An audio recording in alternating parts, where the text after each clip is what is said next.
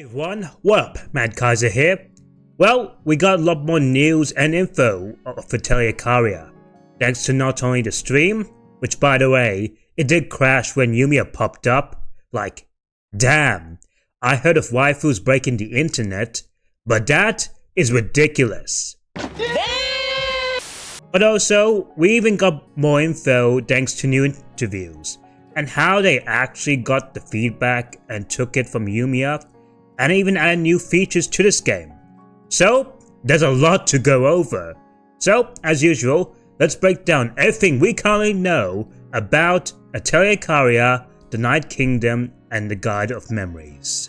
So Atelier Karia is confirmed to be a sequel to Atelier Yumia, with this game taking 2 years after the events of that game, as Yumia herself uncovered the mysteries of the continent of Aldis. However, in its place, a new phenomenon known as mana withering begins to appear there. And then we follow our new main lead, Karia, an adventurer and member of the Aldis pioneering team, where she stumbles upon an undiscovered world beneath Aldis while investigating a set of ruins. There, she finds a large cauldron and encounters alchemy for the first time, with countless mysteries await Karia and her new friends beneath Aldis, as they not only will confront both ancient legends, but also their own pasts. So, obviously anyone who's new to Atelier would know that whenever a new Atelier game does come out, they eventually follow up with a sequel and then another one to make a trilogy. Though most of the time, it's not entirely direct, as the sequels do follow up a brand new protagonist with their own individual story, but the last MCs do make an appearance to serve as basically a mentor role. With of course the obvious exception that being Ryza getting whole 3 games to herself because, well, it's obvious why. Yes! But that also means you don't have to necessarily play Atelier Yumia, as producer Junzo Hosoi says, and I quote, "Yes, while it's connected to Atelier Yumia, it's made so that it can be enjoyed by even those who haven't played the previous title. Even when it comes to lore, there are certain connections. You'll be visiting the same region, but since the environment has changed due to mana withering, the things to do there will be different. So while the game is set in the same world as Atelier Yumia, it's not a direct sequel to the story. So necessarily, you don't have to play Yumia, but I think with Yumia coming back, it does help to play a game just to know a little bit more about her and how she's grown, and I think Yumia has a really great story. Plus, I think it helps enhance the enjoyment and lore out of this whole world. But I'm very curious on what, caused this brand new mana incident after Yumia finished the mystery with Aldis and mostly cleansed it. And with Karia's case, I guess we'll try to learn the truth upon what was hidden underneath Aldis as a whole, and also just potentially try to aid on what's happening. I also am very interested that we have a new form of Aldis team, because in the last game we had the research team, which was set on researching as well as investigating on what happened with the incident as a whole, and next up we have is the pioneering team, which in the Famitsu article Hosoi says here, so the next step is to prepare the land so that can be lived in. That's the job of the pioneering group. However, in midst of all this, a mana depletion occurs, and the mana in the land decreases. The pioneering group sets out to find the cause of the mana depletion, and that's how the story of this game begins. Which I'm all for, among also Karia having her own personal story, which I'm very keen for, as well as what new lore will be found into this. Upon that, it's confirmed that development is already in the final stages, which, given Gust's overall track record, with mostly just delivering nearly annual releases, it's not surprising, especially with the framework they will have to make with Yumia as well as the assets they get to reuse. So, it's not surprising that it's near completion. My only hope is that this game will be polished upon release, opposed to Yumia's case. Now we have the new characters, with the titular Karia herself. Now she's been slated as an adventurer and member of the Aldous pioneering team, and with having no memories of her past. She possesses the ability to eat and analyze almost anything. Now she says she joined the pioneering team to make money, but also she begins to seek knowledge about alchemy and her past, as she investigates the world underneath Aldous. She unconsciously avoids relying on others due to her mystery blank becoming mystery blank and causing mystery blank in the past, which is said in the website here, as there's lots of mystery blanks for all characters present here, which is more likely to avoid spoilers eventually during later plot details in the game, I'm sure. So, to come out of this, she essentially has amnesia, which does tie to the whole memories theme that both this and Yumia went, which also implies, thanks to one of my commenters here, that this game, this whole trilogy sub-series, will be the Memories trilogy, which based on interviews, that's already confirmed, so good on with that. And it also implies that she may or may not be actually human. Given the discovery that Yumia found in the third capital, she may be, well, inhuman, so to speak. And given that she has the ability to eat just about everything. And I mean everything.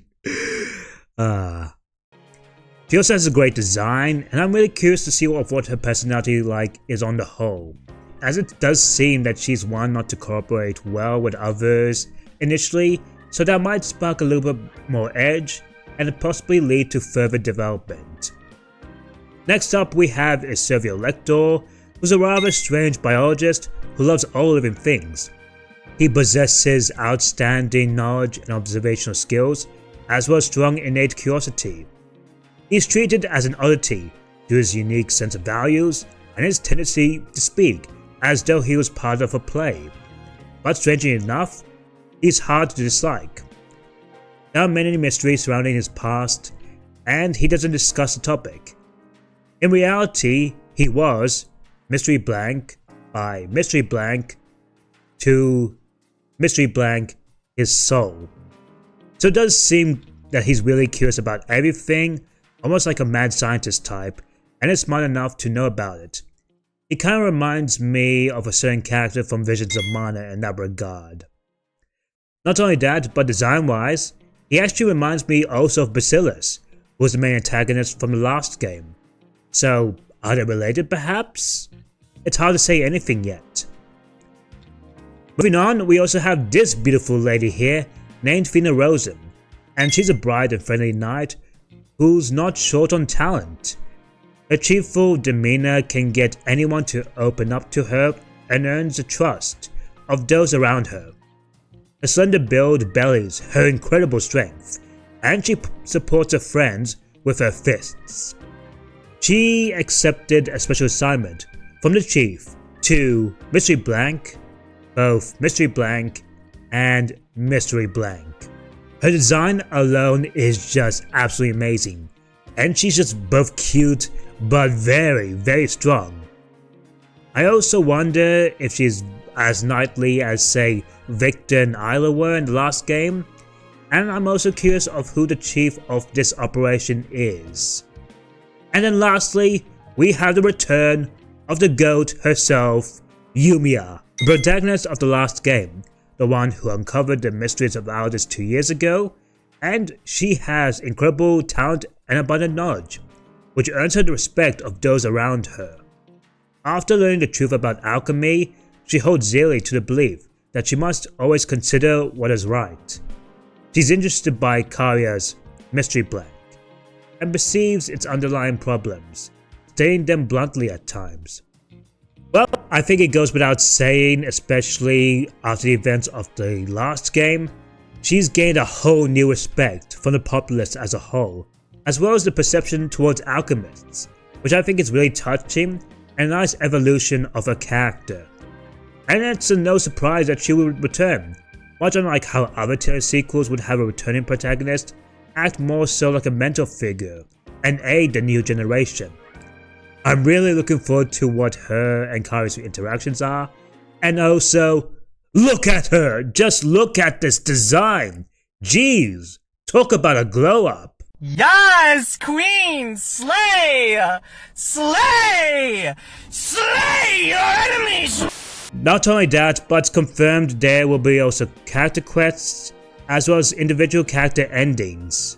Then we have a brand new and very interesting mechanic, which is meals, where Karia can eat almost anything to develop her powers, including weapons and bombs. But she has the power to eat anything, including synthesis ingredients, cooked foods, and synthesis items. Eating changes both her appearance and abilities. This mysterious power may be the key to unlocking her lost memories, and snacking as you go deepens exploration even further. Eating also allows to change Karia's appearance and abilities even on the fly, and her body changes based on what she eats, and even eating the right items can unlock useful skills for both combat and exploration. Discovering unexpected changes from different ingredients might even give important hints to find the next path. And there's said to be over 100 different transformations and abilities. So, to put it bluntly, she's Kirby. Where basically eating something turns you into a form. Which, not gonna lie, it does sound a bit crazy for me to say all of that out loud, but here we are. And based on the screenshots here, you can expect some crazy forms, as well as even her hair color changes. And as the dev stated, that's a new profound gameplay loop, alongside alchemy and exploration, and how eating crafted items can even permanently improve her stats. Though players can even reset her growth if they want to create a brand new build or even change it. So, I can see much as like gathering, eating is also something to experiment, and that will help her gain new skills and help traverse the world. And speaking of, we return back to Yumia's world, but now having stage gimmicks and special gathering spots while exploring the map. The environment and items that will be obtained can be changed based on the items you actually use in those spots. Some unexpected items will even open the way forward, and we can see a glimpse here from gathering ingredients, zipping through these black circles, and building a snow pony man thing? I don't know what that is. There's even gameplay shown at the stream, and it does look really good and open like Yumia. And much like on how Yumia can use guns, Karia can also use items directly in the field, interacting with corresponding environmental puzzles. She can even throw items at enemies before battle, potentially dealing enough damage that can even skip fights entirely. And this will allow you to play around by triggering elemental reactions, like for example, using flame to light the candles, or even throwing it into vines blocking your path to burn your way through them. My only hope is that this tries to spice things up, because in Yumia's case, outside of clearing mana geysers, solving puzzles, and finding treasure troves and shooting stuff, it did get a little bit stale towards the final area. So hopefully with each region, they do add new things to keep things relatively fresh and engaging. Also, the movement in this looks to be a lot more better here, with Karia basically running like she's Naruto. Now what else makes a return here would have to be the building mechanic. And while not a whole lot was shown or even said, my hope is that they also take the feedback from Yumia and improve upon that, especially with the controls, or even having something like a top-down version is more suitable than Yumia's over-the-shoulder approach. Then we get to what they're doing with the combat. So in this one, they added parrying, which hey, Maya will be pleased about that. Parry it! Parry it! Parry it! As well as the ability to stop time while selecting commands, and they have been added to the base real-time combat system that allows for a more mix of action field and strategic combat, with the director of this game saying, regarding combat, while we recently focused on high action gameplay, This time, we've also included a system that allows players to choose their preferred playstyle. For those who enjoy action battles, there are elements like parrying to enhance the action, while for those who prefer command-based battles, we prepared a hybrid system that allows them to pause time and carefully select from a command menu, which is basically on how Final Fantasy VII Remake handles it. And it really does show the rise of hybrid combat in JRPGs as of late, really. With games like Metaphor Fantasio, the newer Trails releases, the Final Fantasy VII Remake trilogy, and Beasts of Reincarnation, to now this. Though, as mentioned in the last video, the UI looks a lot better here, and it does seem that there are no cooldowns based on your attacks. And hopefully, there's a little bit more going here based on the actual combat. As well, they also had the new addition of Colossal Battles, which involves these big spectacle fights, which is something that Yumia had during the final boss. Though I guess it become now a norm. Though as long as it's not overused, I think that'll be really cool. But at least in terms of the actual gameplay, visually, it looks amazing. And hopefully, with these new elements, it has a little bit more depth than Yumia's combat. And of course, we get to what Atelier is all about. Alchemy. The return of the cauldron that was missing in Yumia, but then returned in Resiana. And according to Gust, it's the largest one in the entire series.